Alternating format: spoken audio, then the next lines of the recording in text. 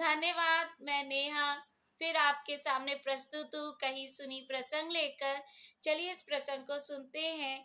एक शहर में एक सेठ जी हैं और उनका पुत्र है। सेठ जी तो दानवीर है, बट उनका पुत्र उनका विपरीत है। सेठ जी से जितना भी बल पड़ता था वो दूसरों की मदद करते थे, पर उनका बेटा नहीं करता था। थोड़ा थोड़ा व्यापार आगे बढ़ा, उसकी कंजूसी भी उसके साथ आगे बढ़ती गई। उसको किसी की मदद नहीं करनी रहती थी। कोई भी उसके सामने आए उसको वो भगा देता था।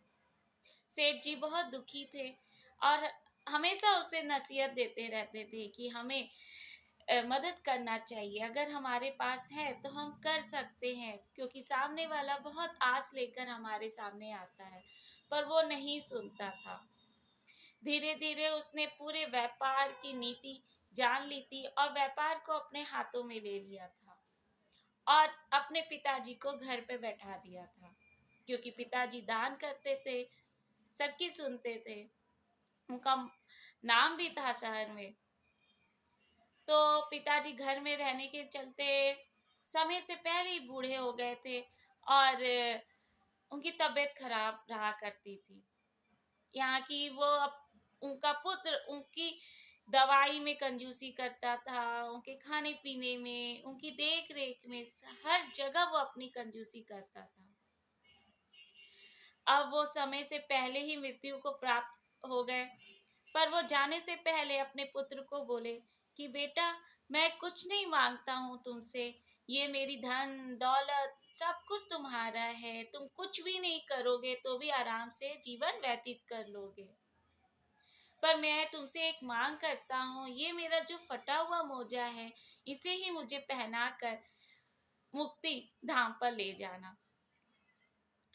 तो अचानक सेठ जी की दिल की दौरा पड़ने से मृत्यु हो जाती है और उनका बेटा उनके कहा अनुसार उनको सॉक्स पहनाने के लिए आगे बढ़ता है। पर पंडित और घर वालों ने उसे रोक देते हैं कि ऐसा हमारे धर्म में नहीं होता है। खाली हाथ हम आते हैं और खाली हाथ ही जाते हैं। उनका कोई भी प्रिय चीज उनके साथ नहीं जाएगा। पर वो जिद पकड़ लेता है कि नहीं, मुझे तो पहनाना है। पिताजी ने ऐसा बोला था, तभी उनको मुक्ति प्राप्त होगी। बड़े बड़े विद्वान आ जाते हैं, इस पे बहस छिड़ जाती है और उसके घर के बाहर बहुत भीड़ लग जाता है। तो उसी भीड़ में से एक व्यक्ति आता है और एक चिट्ठी देता है।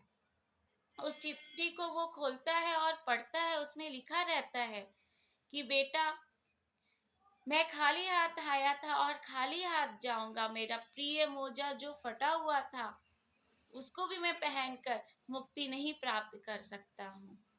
तो अपना जीवन तुम मदद के काम में लगाओ। तो इस प्रसंग की शिक्षा ये है कि जीवन में सुख का आधार केवल पैसा ही नहीं है। पैसे को ही हम साधन नहीं मान सकते हैं। लोगों की मदद को बनाएं अपना मिशन। धन्यवाद।